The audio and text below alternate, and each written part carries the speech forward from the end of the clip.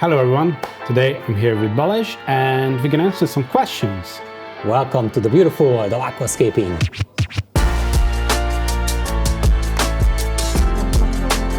First of all, if you're watching this video on release, then Happy New Year to you. If you're a member, then you've already watched this on Monday. Thanks for your support. And my members, that's how we got part of these questions. We put out a community post. We got a lot of questions. Rest of the questions came from video comments from you guys as well. So yeah, that's why it's worth to be a member on the channel. So today we have a bunch of questions and long answers for you. We try to get into details as much as we can. Stick with us. Thanks for the support. Let's go with the first one from Clever Brazilian The Professor. Hi guys, I've been a channel member for quite a while. Oh yes, I remember you. You were one of our first supporters. Thanks for the support. I think it was like 8 years ago. Oh, okay, it's a long time. So the question is, why is it so hard to achieve depth in a triangle layout, shape-wise? Oh, do you have an idea? I actually do. I think the main problem is that with the triangular shape, you can't possibly do a proper endpoint. But is the triangle standing like this or is like that? Because that's a V shape. Is it? Yeah, you're right. Okay. Unless you start to make to build something like that goes to the back. So like you play with the scale within the triangle layout. But it's a difficult thing to do. Sutidarano Pakun 2839, Glosso versus Monte Carlo versus Cuba. How would you choose which one of them to use and where and why? So? Well, I don't like the Monte Carlo. I like the Monte Carlo and I don't like the Cuba because it has the small roots. So when I'm planting, I never plant Cuba, which is a mistake, by the way. And also the small roots of Cuba will not hold the plant in the soil for as long. So it might come up as a carpet after a couple of months if you don't trim it and in the air. Even Monte Carlo can do that, but it has a bigger room for error. It just depends on when you trim. So the thicker you leave it, the chances the higher that it's going to float up eventually. For me, it's about the looks. You use Glosso in your Iwagumi lately. It's a mixture of Glosso and Monte Carlo. For me, I choose my size, and by the looks of it, what because is your size, Glosso stigma depends on the tank. Okay. So like if I want to mimic something very small, then I use Cuba. If size is not that important in the layout, then Monte Carlo is much easier to plant, to care for, everything. And Glosso stigma for me is not actually part of this group. So that plant looks different than Monte Carlo and Cuba. Okay, so the next one is from Milos Marcus 4468. Hello guys, I would like to ask you how you decide the type of fish for the aquarium in relation to the color of the hardscape. Greeting from neighboring Serbia. For me, it's the same as choosing the plants, deciding if I want to build contrast or I want to build uniformity. So yeah, in that regard, in some cases I want contrast. So with a lot of greens, I put in some redfish, so they pop and I can actually see them. In other cases, I want them to almost like disappear, and I just want to see the movement. And that's when I go with bluish and greenish tints. I don't think that there's much science behind the selection of the fish. It just comes especially color-wise. Harry Clausen 7714. Why do top contest aquascapes show so few animals, e.g. snails, diverse shrimp, fish? How do you think about stocking without harming design? You must be from Sweden though, Olausson. Anyways. Few animals. Well, I made a contest tank without fish actually, and I sent it in and it got into top 50. Why? Okay. I believe it's about aesthetics and about ratios.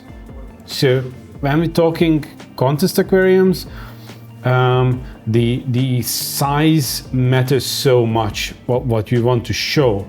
The scale. The scale, yeah. So in most cases, contest tanks, good ones, look much bigger than they actually are. And if you put in too many types of fish, it's very easy to destroy these ratios and destroy the scale that you've built with hardscape and plants. So the next one is from A59108, and I think you looked up what that means. I looked it up. It's like a John Deere tractor part.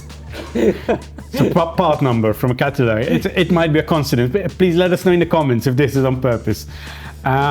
Could you build a paludarium inspired by this exact nature walk? Referring to your walk in the Finnish nature trail. Yeah, that was like a very good video, and actually Oma-san was talking about this, how important it is, the natural inspiration in your aquarium. So I think this would be a very good idea.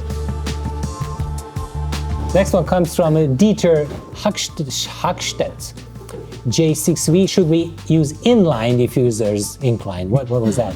Inline diffusers for shallow tanks because it dissolves CO2 better in water. Do you like inline diffusers, Tommy?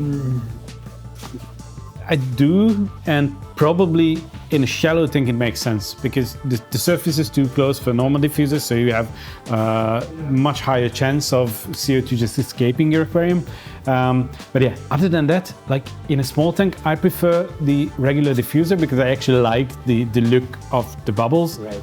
And in bigger tanks, in big tanks, we go with reactors.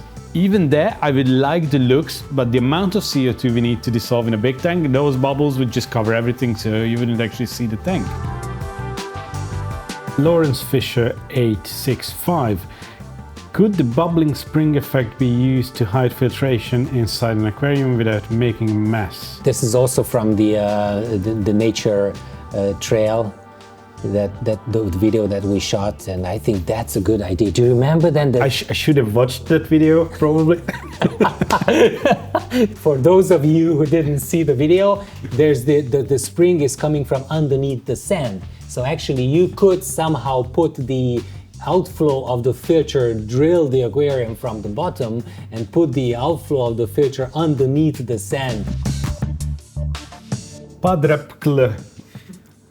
Sorry, we butcher these names. Of course, but it's part of it. Hello, people of the beautiful world of aquascaping.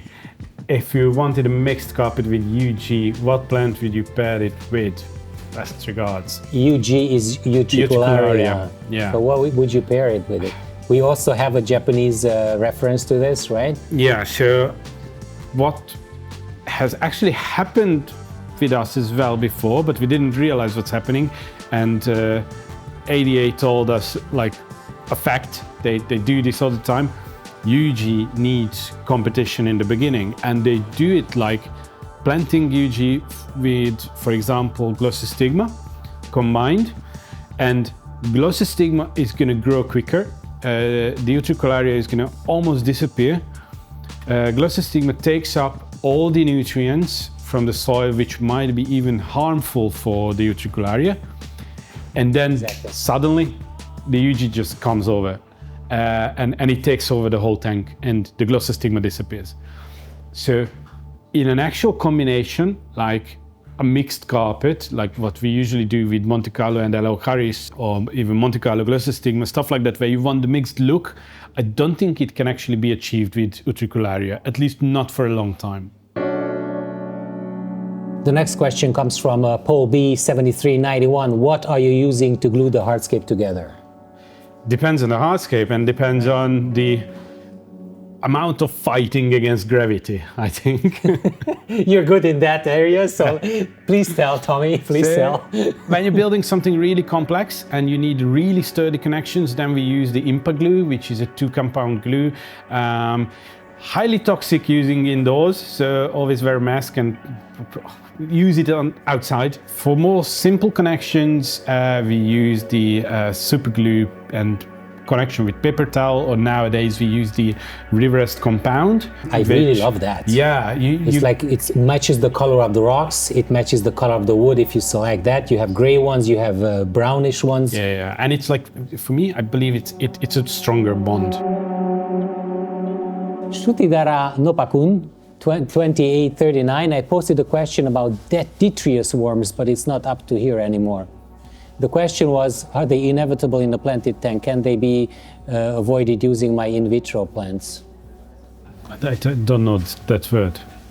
Detritus. What's that? It's a worm. Detritus worm. Let's check it out. Type of worm? Yeah, can you check it out?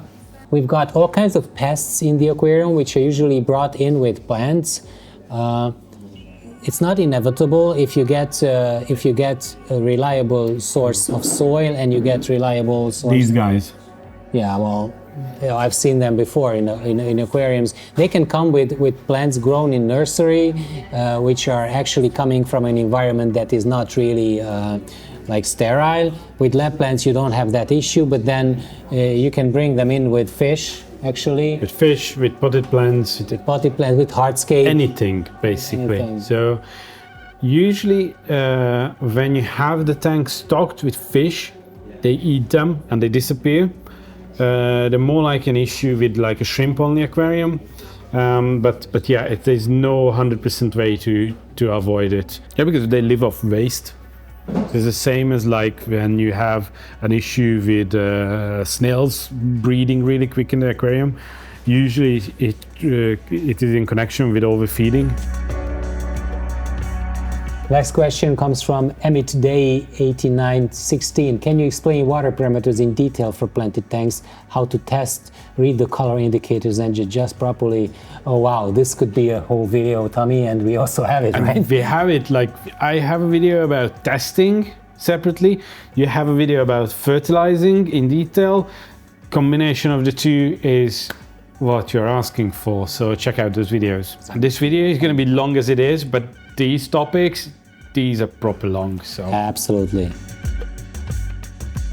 Okay, next question comes from Twilight Storm. How easily does the new powder for glue connections release when taking the rocks apart? Is cleanup difficult if you want to reuse the hardscape? Well, it's not easy. Any kind of glue, it's not easy to remove, but usually they can be removed. How do you remove it? What we experience is you actually need to break off the connection. But when you break it apart, usually the glue sticks to one side. And then you pick it off. I've used everything from metal brushes to screwdrivers. You just poke it underneath and flip off the glue.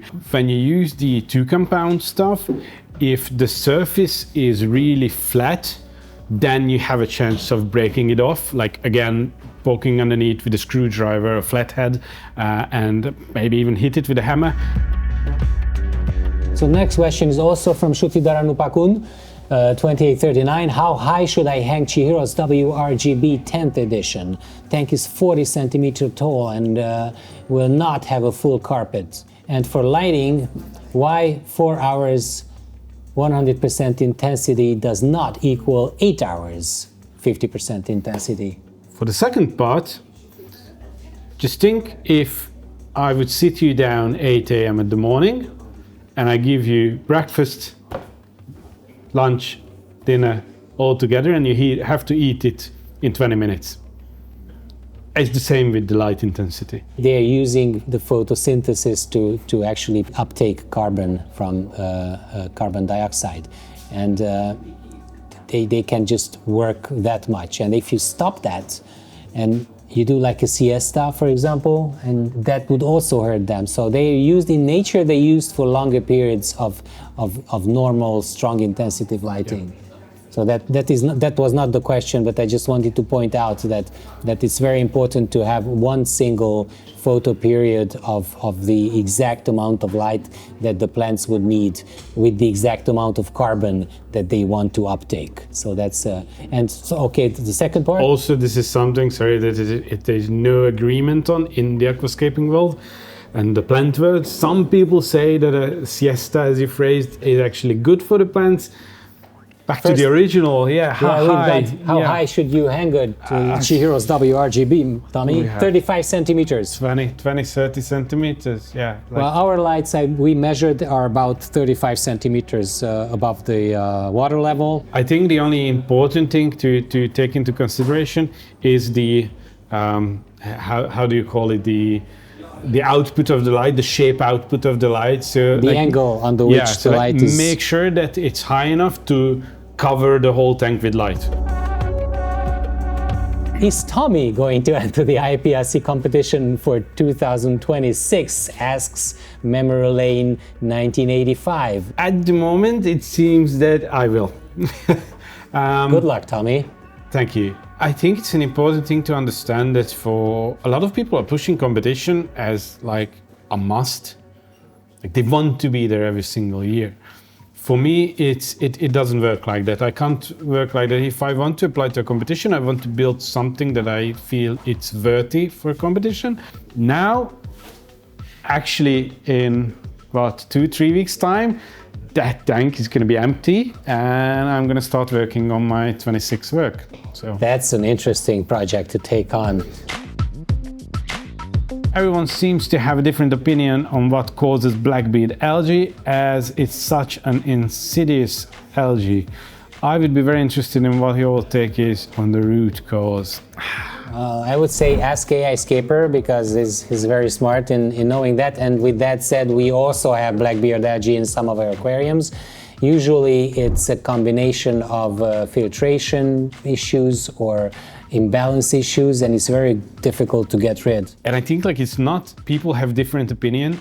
It can be caused by lots of different things. What I always say when customers ask in the shop, they have this, and I always start with, this is the algae of a dirty tank.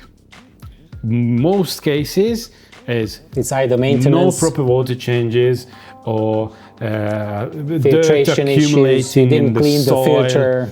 Stuff like that. That's cause number one.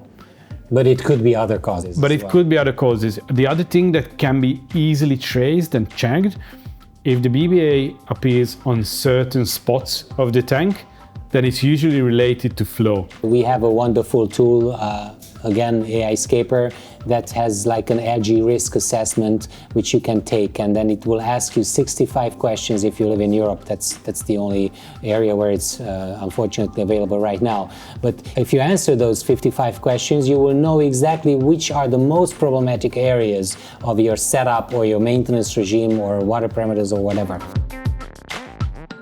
Next question comes from Virginia Murphy, I8J. Yeah, that's an I. Or L. It's an IAJ. What differences do you see between designing and planting a tank for competition and for long-term display? Have you had any luck keeping minimal balbites growing and thriving? Any special tips? Seems to be one of those plants people really struggle with. I believe the design, it only gets to a differentiation if you do it that way. A competition tank is usually a bit more difficult to maintain. I mean, you don't really care about how you're going to reach into the side of the tank to clean it and so on, but it can be done. So in theory, you could keep up a competition tank for 5 years. It's not a problem, it's just a lot of work. And when you design something that is easier to maintain, then you lose a lot of options that you would do in a competition tank. So how about the balbites growing and thriving? The mini balbites, I feel like we never cracked the secret of it. We had it growing successfully, and then we had the issue of it dying within a few weeks, and anything in between. Somebody told me, and I'm not sure who, a couple of years ago, that sometimes the melt is coming from some bacterial infection that comes with the plant, and you cannot do anything about it. So it's not the tank circumstances that are actually causing the thing, but it's something that is being brought in. What is the take on that? Yeah, it might be. We haven't touched on this topic, and I think that's like simply melting plants. It can be caused by lots of things. Right. So yeah, most common one would be low pH and fluctuating pH, especially in the beginning of a new tank. Okay, that's KH, what we see. GH is also, pH is also a big issue. So that's, but in regard of the minimal balbites, I believe most people struggle with planting it, and then it simply stops growing. Right. So it doesn't really melt, but it just decays over time. Then no new shoots, algae starts to grow on it, and so it just for some reason stops. I don't know why. Bogits11, why would you bother with CO2 in 30 liter with very few plants? Keep it simple, in my opinion. Yeah, keep it simple. If you don't want CO2, just don't have it. You don't need with few plants CO2. If you want to have CO2 because you want to keep some plants that require CO2, then you should have the CO2 injection. So CO2 is not a must, but it will certainly enable you to light your aquarium. If you want to have bright lighting, RGB lighting for your fish, for example, then, and if you want to keep a couple of plants, then you need CO2. Next one comes from Flying Dutchie 33, and thank you for posting so many comments under the videos. You're wonderful. Should aquarists in colder climates be cautiously about heating tanks too much due to condensation and mold risk? I assume that this is inside the room, so he's probably afraid of having too much mold in the room. What I know is, which I read somewhere, it's not scientifically backed fact, but I think that the 120p aquarium, like one around us here, would evaporate about the same amount of water in a day like a person without opening the windows in a room. In personal homes, we don't really see issues with this. I mean, it's more of a problem of your windows and so on. If your aquarium can cause molding problems, then there are other problems with your house. Jamin got 6697. Why don't you use a pH controller or CO2 reactor? Is it better to run CO2 continuously for the period even after reaching the target pH? pH controller can be used, and in certain cases it's important, like for example in a discus tank, because the discus need very, very, very stable pH. And the CO2 levels are more used for the pH stability than the plants. Which will profit from it, obviously, yeah. But in all the rest, we aim dosing CO2 for the plants. And for that, you don't need a pH controller. So that's it. It depends on what's your bigger priority. Kobe's clutch. Clutch, you know that. Clutch, okay. Yeah, but it's with a K. Yeah, okay. What are your top 5 golden rules for creating a great aquascape? Example, golden ratio, avoid perfect symmetry, have Tomi hold the heaviest rocks for crewing, etc. That's number 1, right? Yeah. You hold the rocks. It always brings success when I do it. Yeah. Actually, Josh Sim has a very good video on that. If you didn't see that, it's one of the most popular videos at Green Aqua. Check out his masterclass video. He explains exactly what are the 9 rules, if I remember correctly, the 9 rules, including detail, including depth, including shadows. It's so much different when we talk about it and when we actually do it. So like golden ratio, I never check for it. But you know it by just doing it, right? Yeah, but if I check your Iwagumis, Tomi, they all have the golden ratio point right where it needs to be, so. Yeah, but if I find myself working against it on purpose sometimes, so that's much more common for me, where I really want to give some off balance for the tank because of something, I don't know, bigger hardscape on the other side or whatever, and I just want to be off golden ratio slightly on purpose. That's much more common than actually looking for golden ratio and designing in a way that I glue it on the tank so I can't miss it and stuff like that. It's not that important for me. Peter Sarlo 6996. Hey, there's one beginner annoying topic. There's never a beginner topic. Well, right? Well, let's see the question.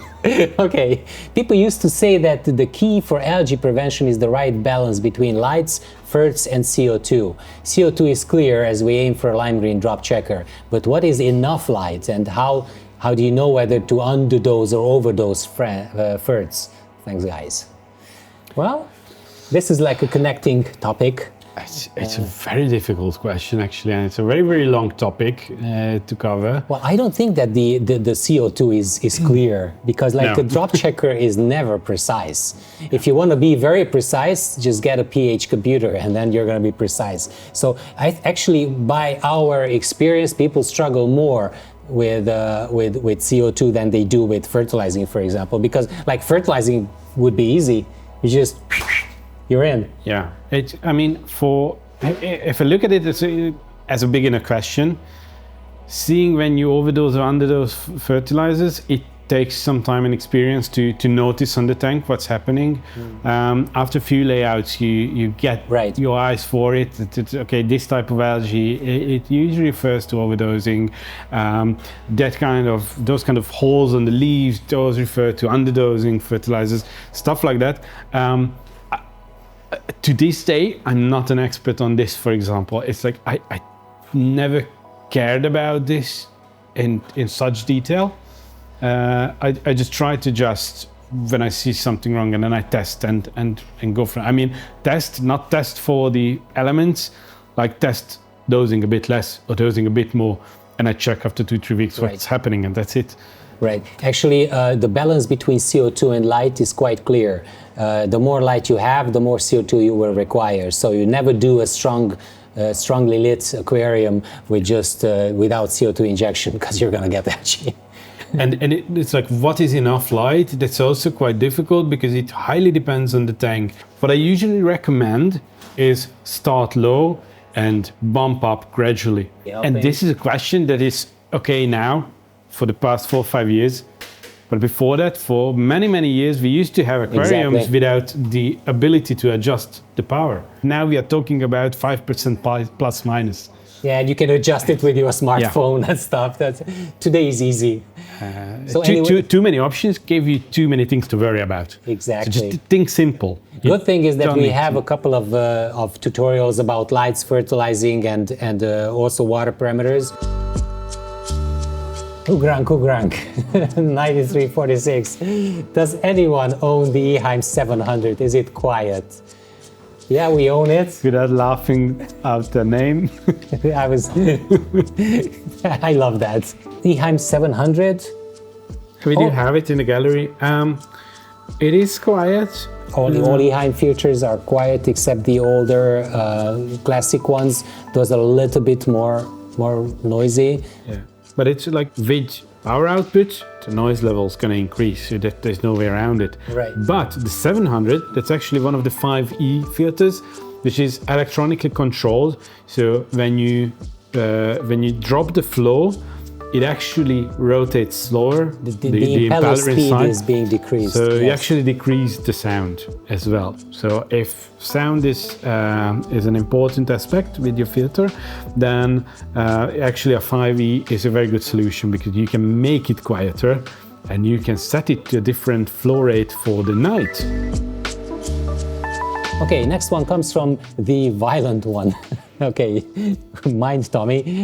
Can Crepidomanes species like Malabaricum, Minitum, or Crepidomanes Vietnam be used as small or mini versions of Bolbitis? Of course they will. Yeah, you can. They look like mini Bolbitis, but they have the same issue as the mini Bolbitis. They either live or they die, and we don't know why. Okay, next question is about the immune system of the plants, coming from Mr. Snowy. Are in vitro culture plants more vulnerable to diseases? I don't think so. I don't think so either. But it's just with plants you're buying like DNA, so it's like you're buying like a tissue, and it doesn't matter whether it comes from one tissue or one source or the other. I don't know enough about plants in general to answer this question. Like, I don't know how the immune system of a plant is the same as with people. Like, if you face like a disease, you're more prone then to diseases like I am, or something, because my immune system is stronger. Oh, that's a lie. It's not. Always sick. Don't even get into that. So yeah, like humans and animals and so on, we can actually develop our immune system, and it gets stronger when we face a disease. I don't know if it works the same with plants. So Dnoop Sog. See what you did there. Snoop Dogg. Yeah. Did any of the Bucephalanda needle leaf survive in the Indonesian scape? I've never seen it grow well submerged. Yeah, well, I did. Did it? The smallest Let me go check. Bucephalandra. He's gonna check it.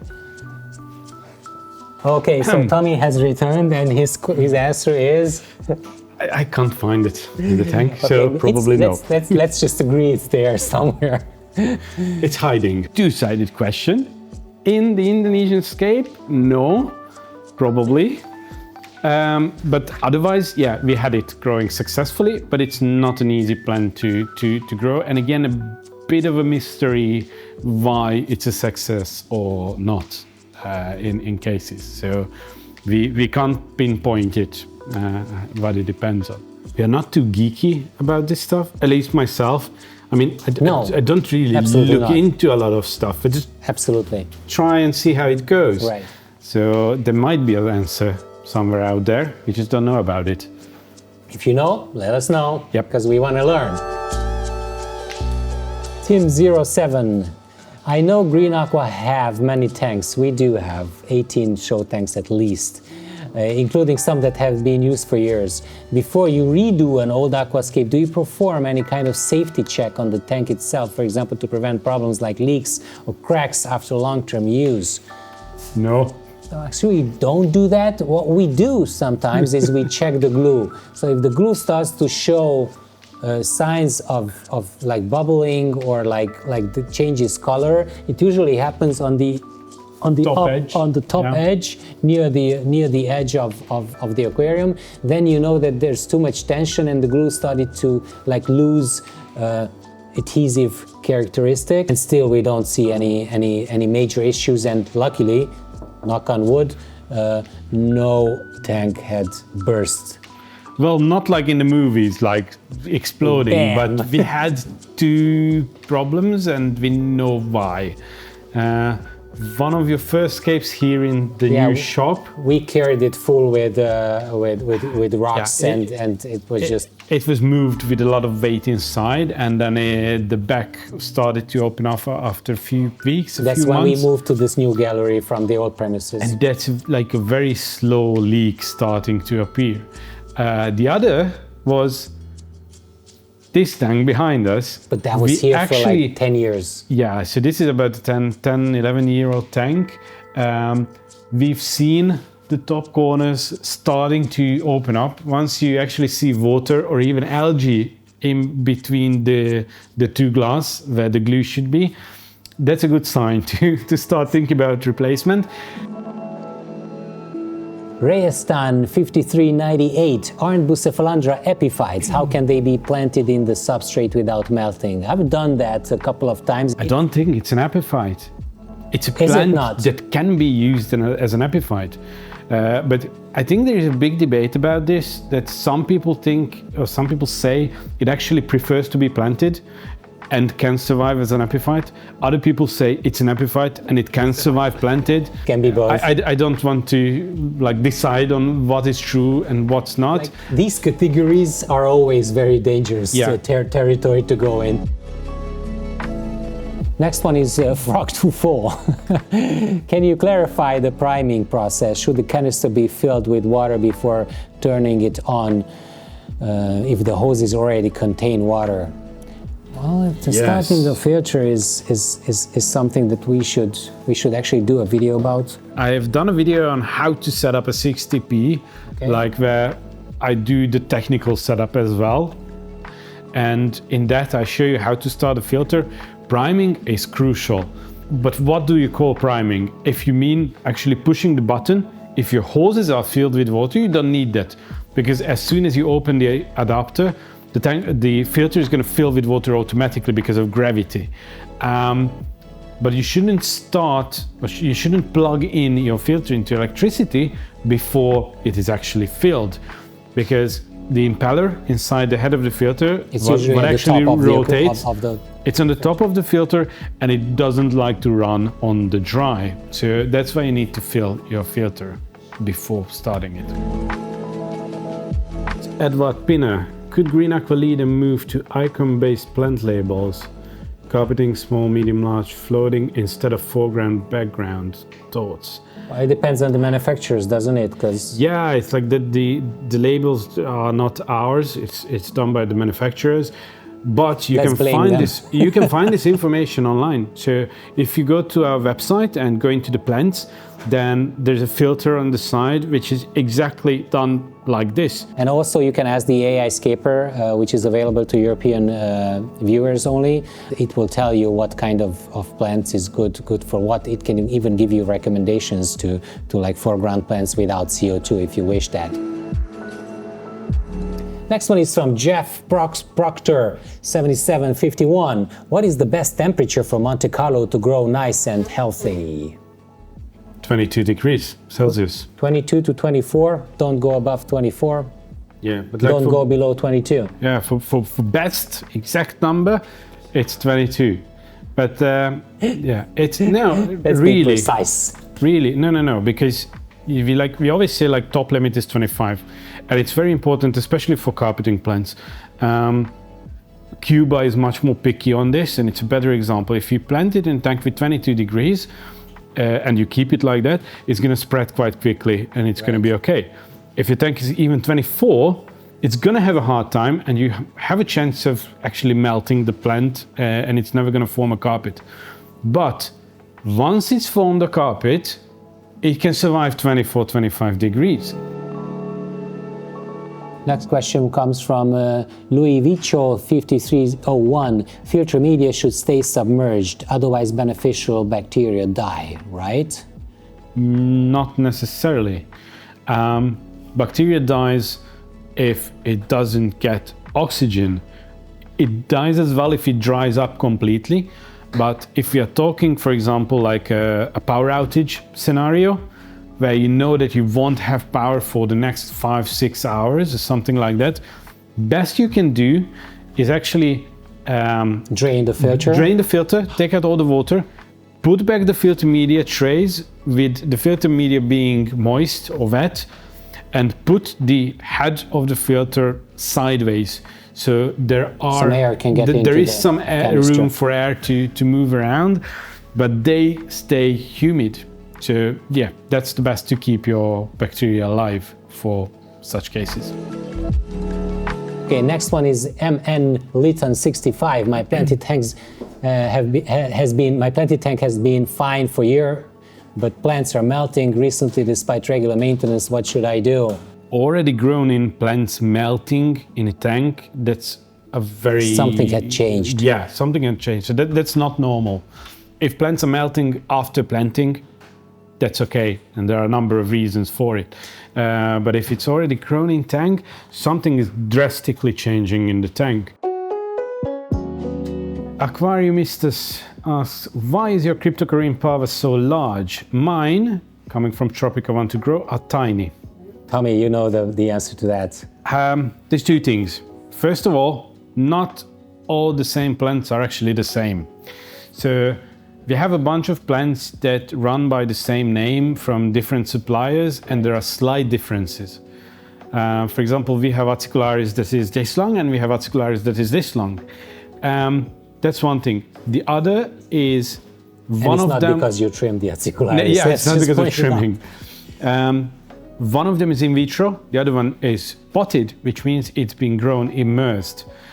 In a lot of cases, and cryptocurrent pava is one of those examples, where the immersed leaves gonna disappear over time, and the new leaves that are grown submersed are actually gonna be smaller. But we have a video about this actually, about plants and how they behave immersed and submersed and what you need to know before buying them, so check that out. Sturzinger. Alexander Sturzinger, That's a German name. 9831, yeah. I realized in the middle of it. Hi Balázs and Tomi, are you working in the store too, or are you just making videos and scaping? Sia, in Hungarian. That's Sia. good. Well, are you working in the store, Tommy? I've seen him talk to customers. So yeah, we both work in the store sometimes, mainly when we are understaffed. So when a lot of the sales is like sick or out on leave at the same time, then we try to help in. But we do a lot more than videos actually when we are not in the shop. So he's working so hard, guys. You wouldn't know. I wouldn't want to talk to him during the day because I'm so afraid that he's in the middle of something and I'm just disturbing him. Yeah, I'm usually buried in an Excel sheet. That's what you do. That's my normal environment. With that said, we really love to talk to customers because I think that the hands-on experience in talking to you guys and knowing what your interests are and what your preferences are is very important to us. We need that feedback a lot. Alexander Reretoy, 2440, for a 20-liter nano with CO2, Monte Carlo, Antera Mini Moss, should I increase the fertilizer dosing and at what regimen do you recommend? Well, this is about fertilizing again. Increase compared to what? Yeah, compared to what? Just check out our fertilizing masterclass. That will help you in deciding what kind of fertilizers you want to use and at what dosage do you want to use them, is under what circumstances. That's going to really But help. if you already have a certain type of fertilizer, if it's a good one, then there is an actual recommendation depending on if it's a low-tech tank or high-tech tank, meaning CO2 or without CO2. In general, when you buy fertilizer, try to buy one that is designed by a company who deals with aquascaping and not by a company who deals with aquarium to stuff. most European countries. Yeah. Avagon Fn. How do you choose plant species for your tanks? Are there rules for combining them? For example, Bacopa versus Kabomba, different Bucephalandra types. Well, this is a very artistic question because it refers to your vision of what you want to achieve. I believe that you do with the plants, you do the same thing like with the hardscape or fish selection for that matter. So you're building something and you're using the Lego pieces, as Josh Sim referred to it. You're using the Lego pieces to build something, and different types of plants are also Lego pieces, right? Yeah, we like never tie ourselves to rules. You can if you want to. Some people build biotope aquariums. For me, the creative side of using something by the looks I want to achieve is much more important. Yeah. But I see the beauty of doing something like this. It just never interested me enough. There are a couple of rules that you can use actually. So what we learned is that it's okay to have contrast in plants. So if you have darker plants, you're wise to use also lighter plants. If you have lighter plants, have black, have patches of something, you can use the color of the plants as reference, combining them to each other. Choose whatever you like. I mean, the biggest thing I can think of as a rule is leaf size. So like I never use a big leaf plant in a very small tank because it just throws off the ratios. But that's about it. In a big tank you can use. Tank, it's fine. Okay. Yeah. Imagine this plant in like a 60p. Yeah. Victor Yalberg 5508. Will polariums like this one be available to buy at Green Aqua in the future? I've been looking for a 90 by 45 paludarium that would fit my Green Aqua cabinet. Yeah, he's referring to the paludarium which I recently built. Problem is shipping. And probably he's from Norden, so he's probably Swedish or something. It doesn't matter. Even if we need to ship it like 2 streets from here. The problem is when you ship an aquarium, it's glued all around, so it has like a structural integrity.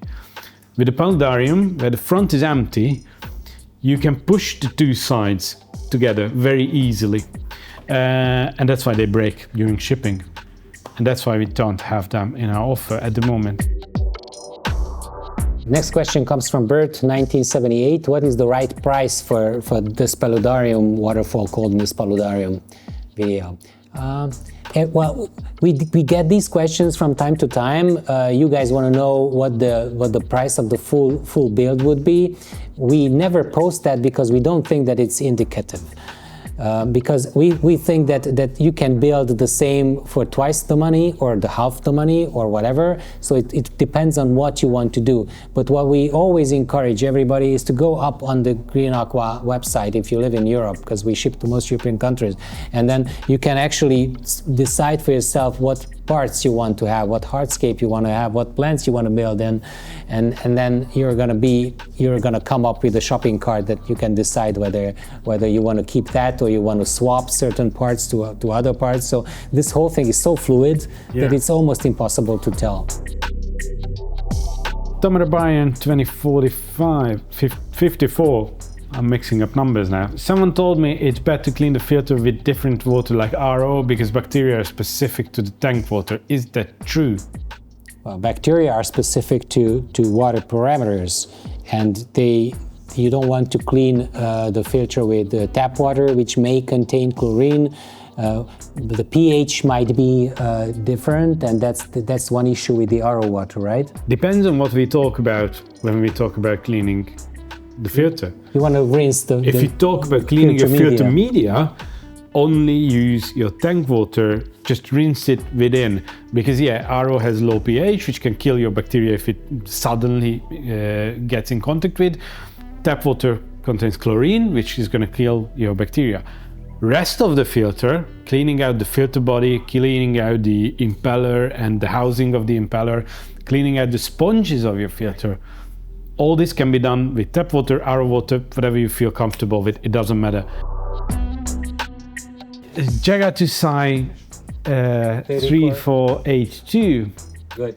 Please explain how to grow Hygrophila pinnatifida UK in red shades. Mine stays green. Also, could you show how to trim and maintain furs like trident and bulbitis? Well, we're not going to Which show one it you to them. want to reply to? Now I can start with the first part. Usually what's happening with red plants under low light conditions is that they stay green. The fact with the red is that mostly red is used as like a defense mechanism of the plant against strong lighting. So reds will always be more accentuated when you have strong lighting. And also I think it's a very good question if it's really Pinnatifida UK, because it's different type than what we have in Europe, most of Europe. We used to have the Pinnatifida UK from ADA, when we had ADA plants. Let's clarify, UK doesn't mean United Kingdom, it means Uttara Kannada, which is like a region in India. Yeah, so it's much more red than the normal Pinnatifida. And what we've seen when we had it, Daichi used it in his ADA workshop. He did. We have a video about that, and it took quite some trimming to get the red color. Right, and about the trimming of the ferns, there are a couple of techniques that you can use. When I'm trimming ferns, I'm usually trimming them one by one, leaf by leaf, and usually trimming the bottom of the leaf. How do you do it, And Tomi? that's the best option, because anything else you do, if you have a leaf and you just cut it in half, then what's left, it's gonna rot in the tank. That cut is gonna be ugly. It's gonna be ugly as well, but like it's gonna rot in your tank, which means it's gonna take up extra energy for the plant, which it's gonna blacken. It doesn't want to. It's gonna blacken. It's gonna raise your ammonia, which is like, if your tank is in balance and it's properly filtered, then that shouldn't be an issue. But still, best option is to trace the leaf back to its origin by the stem and trim it there. 217 Paradise, is Balázs ever going to take part in IFLC? Well, should I, Tomi? he's done. You've been in I don't IFLC. I don't want to apply because you're gonna beat me. So it's like now I'm not as confident as I was like 10 years ago. So I think we've got competition here. I'm a competitive guy, but I would never care about you taking No, because you know I'm much worse than you, so why bother? Only if you want to build an Iwagumi.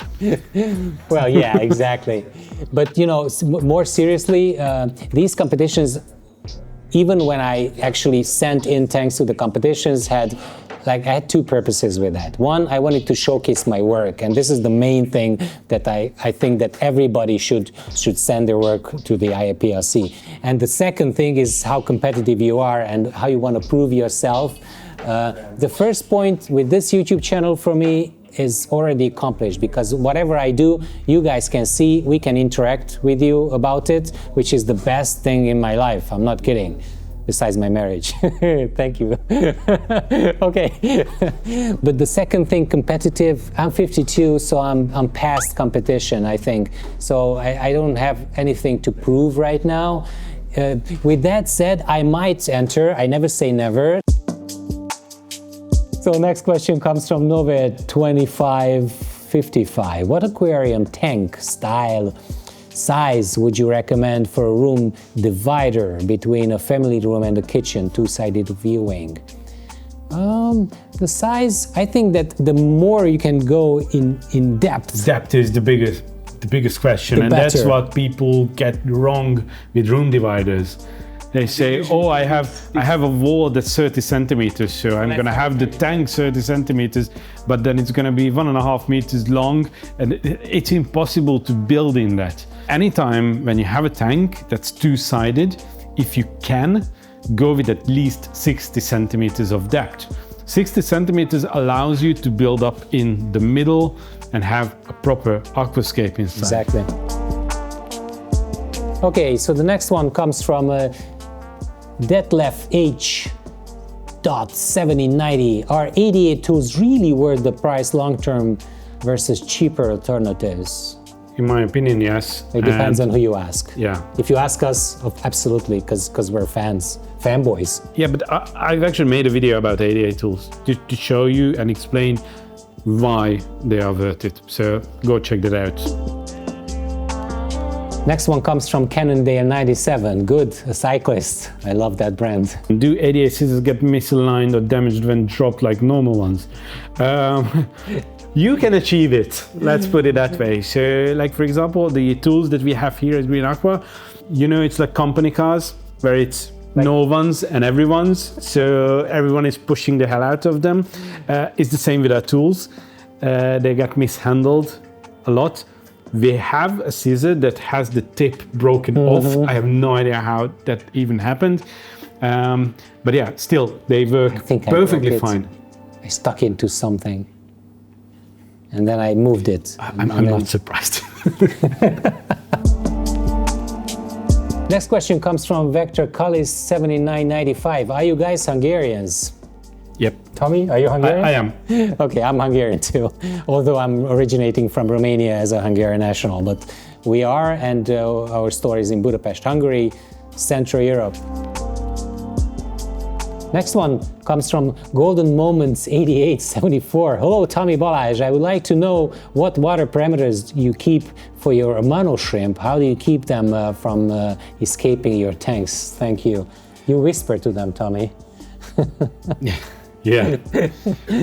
We don't politely ask them not to do it. Yeah. We put up the stop signs. So with the mono shrimps, they don't need any special treatment, to be honest. Like water, we keep them in tap water, we keep them in RO water, we keep them in mixture of the two. They're always fine. When people say a mono shrimp's escaping, it usually happens when you introduce them in the tank. It's because they live in nature in areas where they live in like small patches of water. And they migrate between them. And yeah, once the water starts to get bad, like a leaf falls into it, which then causes things to rot inside and so on, they look for another water. When you introduce them in your tank, suddenly they are in different water than they used to be. And that different is always worse in their mind. So that's why they try to look for new water again. What I usually recommend is take a piece of plastic wrap and put it on the side of the tank, just to cover on both sides, both short sides. On the top, you mean? On the top. And then this way you cover all four corners of the tank without covering the aquarium itself, and you won't have amanos escaping. You leave that on for 2 or 3 days, and after that they should settle down and they accept their fate, and they accept the fact that the water they're in is actually fine. Next question comes from Quert345S. Balázs, will you ever speak Hungarian again in one of your videos? Persze, a következő videóban csak magyarul fogok beszélni, tessék. Itt van a válasz, lehet feliratozni. Yeah, we get this question a lot. I'm not sure if the person asking this is Hungarian, and that's why they ask it. The reason we do our videos in English to get it to more people, because we want to educate as many people as we can. Georgia Valkev 2572. Why isn't there a Bulgarian translation available for the video? Oh, YouTube guys. No, this question comes up a lot actually, and some guys are missing Hungarian subtitles or Hungarian dubbing or like any other language subtitles. What we do is when we produce the videos, we always generate all the subtitles, and sometimes we skip that. Feel free to ask, and then we will read the comments and we will do it if we didn't do it. But 99% of the time, subtitles are there. You just need to enable it. Adam Nagy, 4544. Why don't you just use the filter outlet for the waterfall in the paludarium? Put a T distributor and valve and done. It's a good idea, mate. I should have done that because I use the separate pump. I use the separate pump, and it makes no sense. Like I put it outside in the cabinet. I could just split the filter, which is strong enough. So it just didn't come to me. That's one of the most useful suggestions that I had before. So next time we do that, right? TTW 369369. Is Green Aqua shop aircon running at night? Yes. We climatize the aquariums. Summer, winter, day or night, the AC is running. Igor Q3F. You missed lubricating the main canister gasket and O-rings. Should these always be greased during cleaning? This was one of the filter maintenance videos. And yes, they should. Yes, you forgot to do it. I forgot to do it. You pointed out perfectly, man. Brazil 599, how did you lock the base of the Eheim feeder to the straight glass? On the top you just put it on, so like... Yeah, it won't move. I think in the box you even get like a piece of sticker, like a two-sided tape. Two-sided tape, so right, you can glue it on. Next question comes from F107X9. What do you do with the fish when a tank fails and needs to be redone? We have a whole fish room, so it's very easy for us. But yeah, put them in a bucket, put a filtration on them if you have it on hand. That's it. That's it. Next question comes from YOLO MZ5YG. In Tommy's Ladies ADA style Iwagumi, that's the 120p in the gallery, what percentage is each light channel? White, red, green, blue?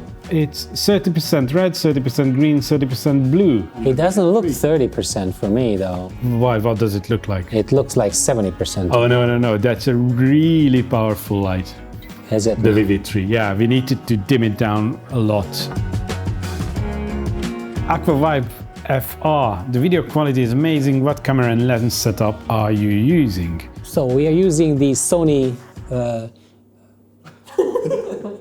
FX30. You guys are already laughing. I know we have the Alpha 6500 and 6600 and FX30. How do you stop tannins from so much wood, and what filter did you use on this scape? Indonesian forest. Comes from Neil HY. You're getting weird.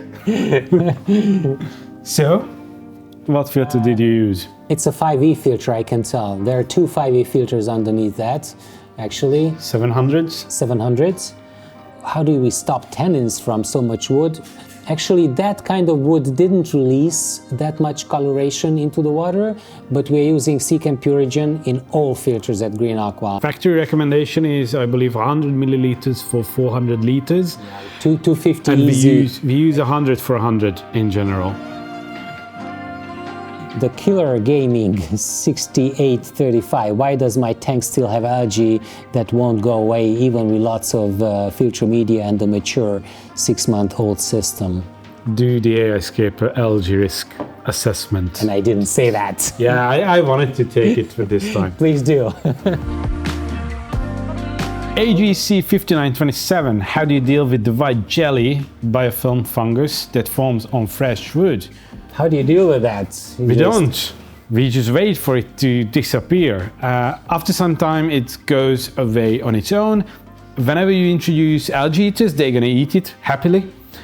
Also, when you're doing water changes, you can usually suck it off with the water changing hose quite easily. Right, you can just brush it off with a toothbrush Yeah. or something if it bothers you. The only case where you should actually take care of it is when you have epiphyte plants on the wood as well, and the fungus starts to grow over the plant. It can suffocate the plant, so in those cases remove it. Yashta Passe 3821. Next time, could we see Balázs paired with someone else? Example, one of the camera crew. So guys, would you like building an aquarium? Like probably. our It's video like when not, I built. not paired like this, okay? I'm married, happily married. Wilson Lamb 8596. When removing plants, I often pull up the power stand. How can this be avoided? Well, don't pull up the power stand, please. Don't pull out any plants from the tank. Actually, what you should do is put your scissors slightly into the soil and trim it there. Pull out the top of the plant and the roots that are within the soil. If you have proper substrate system with power sand and aqua soil and so on, It will take care of it. it will take care of it. If you really need to do it, and I did this once or twice, I don't really recommend it. You can put the suction hose right next to it, pull it up very slowly, just suck it out if you can, and then pour some soil onto it, but that's very dirty work, so that's not something that is really recommended to do. And with that, we are done with the Q&A session here. Thank you, Tomi, for staying here, and thank you guys for staying here. Please let us know in the comments if you like this type of content and we should do it more often. And yeah, thanks for joining us. See you next time. Thanks for the Goodbye. support. Bye.